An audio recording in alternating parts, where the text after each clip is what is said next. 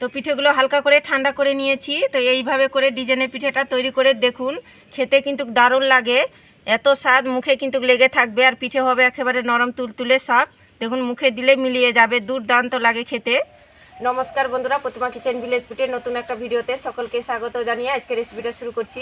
আর আজকে আমি আপনাদের সঙ্গে শেয়ার করব ভীষণ মজার, মুখে লেগে থাকার মতন নরম তুলতুলে ডিজাইনের পিঠা। এইভাবে করে বানিয়ে দেখুন, বাড়ির সবাই খেয়ে তো খুশি হয়ে যাবে। আর বানানো যেরকম সহজ, খেতেও ভীষণ ভালো লাগে।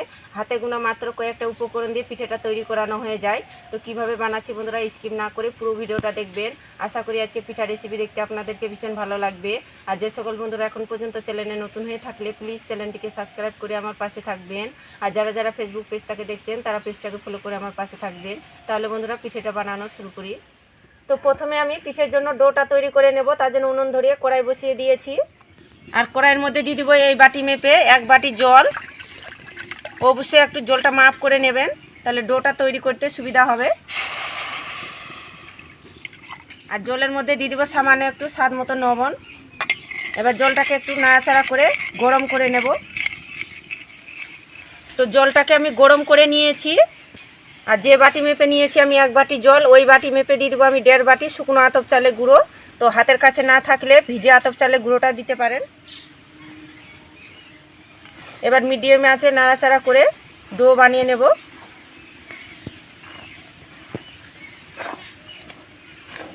আর এইভাবে করে কিন্তু অনাবর্ত নাড়াচাড়ানো করতে হবে, নাহলে নিচের দিকটায় কি হবে, লেগে যাবে। তো নাড়াচাড়া করে আমি ডোয়ের পরিণত করে নিয়েছি। আর ডোটা একটু শক্ত করে টাইট করে তৈরি করে নিতে হবে। তো ডোটা হয়ে গেছে, এবার নামিয়ে নেব। তো ডোটাকে আমি থালার মধ্যে তুলে নেব। আর হালকা করে ঠান্ডা করে নেব, যেন হাতে মোথানো যায়। তো ওদিকে ডোটা ঠান্ডা হতে থাক, ততক্ষণে পিঠের জন্য পুরটা তৈরি করে নেব। তো নিয়েছি 1/2 বাটি গুড়, কড়াইয়ের মধ্যে দিয়ে দিব। আর সামান্য একটু দিয়ে দিব জল। নাড়াচাড়া করে গুড়টাকে গলিয়ে নেব। তো আপনারা চাইলে চিনি দিয়ে পুরটা তৈরি করতে পারেন। আর গুড় দিয়ে করতে গেলে পিঠের স্বাদটা বেড়ে যাবে, খেতেও কিন্তু দারুণ লাগবে। তো নাড়াচাড়া করে গুড়টাকে গলিয়ে নিয়েছি। এবার এর মধ্যে দিয়ে দিব কুড়ানো নারকেল কিছুটা পরিমাণে। নাড়াচাড়া করে আবার পুরটা তৈরি করে নেব। এইভাবে করে পিঠের জন্য পুরটা তৈরি করলে যেমন কম সময়ের মধ্যে হয়ে যায়, আর খেতেও কিন্তু দারুণ লাগে। তো নাড়াচাড়া করে আমি পিঠের জন্য পুরটা তৈরি করে নিয়েছি। তো হয়ে গেছে, এবার প্লেটের মধ্যে তুলে নেব।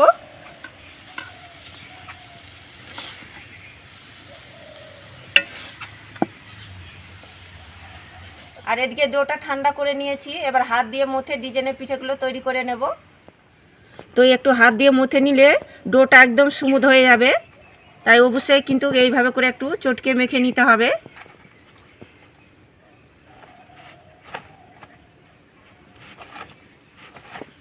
তো খুব ভালো করে হাত দিয়ে মেখে ডোটা রেডি করে নিয়েছি। এবার ছোট করে লেচি কেটে নেব। তো হাতের মধ্যে নিয়ে একটু গোল করে নেব। তো হাতের মধ্যে নিয়ে একটু গোল করে হালকা করে চ্যাপটা করে নিয়েছি। এবার বেলুনিতে বেলে নেব। তো আটা ময়দা দিয়ে বেলানোর দরকার নেই, এইভাবে করে বেলে নিলেই হবে। আর একটু লম্বা করেই বেলুনিতে বেলে নেব। তো দেখুন এইভাবে করে লম্বা করেই বেলেছি। এবার যে পুরটা তৈরি করেছি, তো সেখান থেকে অল্প করে নিয়ে নেব। আর দেখুন এইভাবে করে একটু লম্বা করে বসিয়ে দেব।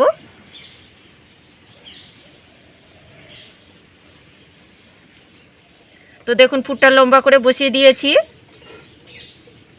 এবার এইভাবে করে মুড়িয়ে নেব।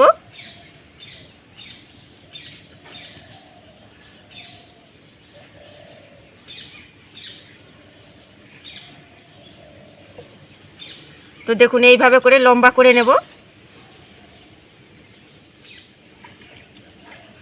তো দেখুন এইভাবে করে আমি লম্বা করে নিয়েছি। আর মাথার দিকটা দেখুন একটু ছুচালো রেখেছি হালকা করে। এবার ডিজাইনটা তৈরি করে নেব, তার জন্য একটা সয়া নিয়েছি। তো দেখুন এইভাবে করে চেপে দেব। আর এইভাবে করে ঘুরিয়ে ঘুরিয়ে ডিজাইনটা তৈরি করে নেব।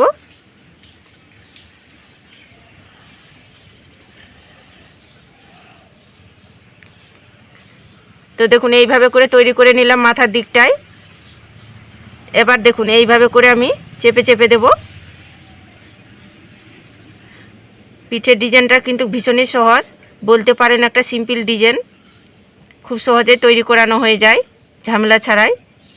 তো দেখুন এইভাবে করে সয়াটা দিয়ে চেপে দিচ্ছি, আর এইভাবে করে লম্বালম্বি করে আমি চেপে দিচ্ছি। পিঠের ডিজাইনটা তৈরি করানো খুব একটা ঝামেলার কাজ না। দেখুন ঠিক এইভাবে করে একটু সয়াটা দিয়ে চেপে চেপে ডিজাইনটা তৈরি করে নিচ্ছি।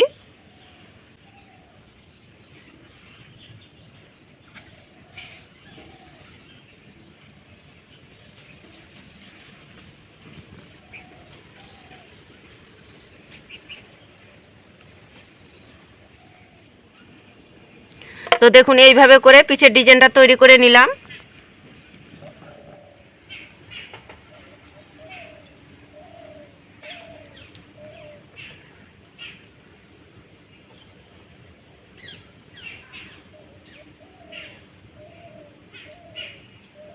তো একইভাবে করে ডিজাইনের পিঠেগুলো তৈরি করে নিয়েছি। আর পিঠের সৌন্দর্য দেখার জন্য আমি এই কালারটা আমি একটু ফুড কালার দিয়ে তৈরি করে নিয়েছি একইভাবে করে পিঠেটা।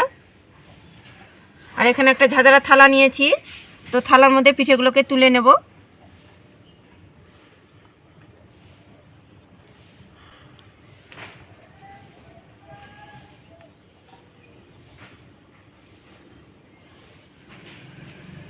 তো পিঠেগুলোকে ঝাঁঝরা থালার মধ্যে তুলে নিয়েছি। তো পিঠেগুলোকে ভাপিয়ে নেব, তার জন্য একটা পাত্রে জল গরম করে নিয়েছি। তো এবার পিঠের থালাটা বসিয়ে দেব।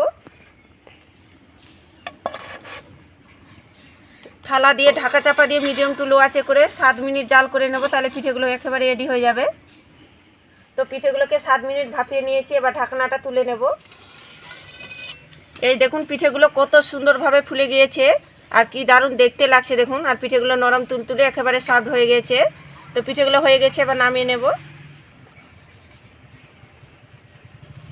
তো পিঠেগুলো হালকা করে ঠান্ডা করে নিয়েছি। তো এইভাবে করে ডিজাইনের পিঠেটা তৈরি করে দেখুন, খেতে কিন্তু দারুণ লাগে, এত স্বাদ মুখে কিন্তু লেগে থাকবে। আর পিঠে হবে একেবারে নরম তুলতুলে সফট, দেখুন মুখে দিলে মিলিয়ে যাবে, দুর্দান্ত লাগে খেতে।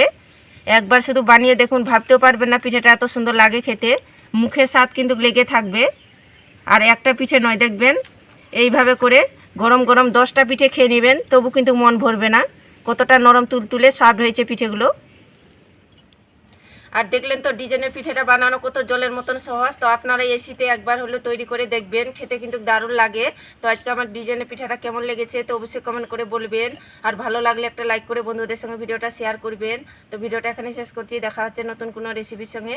সবাই খুব ভালো থাকবেন, সুস্থ থাকবেন। পুরো ভিডিওটা দেখার জন্য অসংখ্য ধন্যবাদ।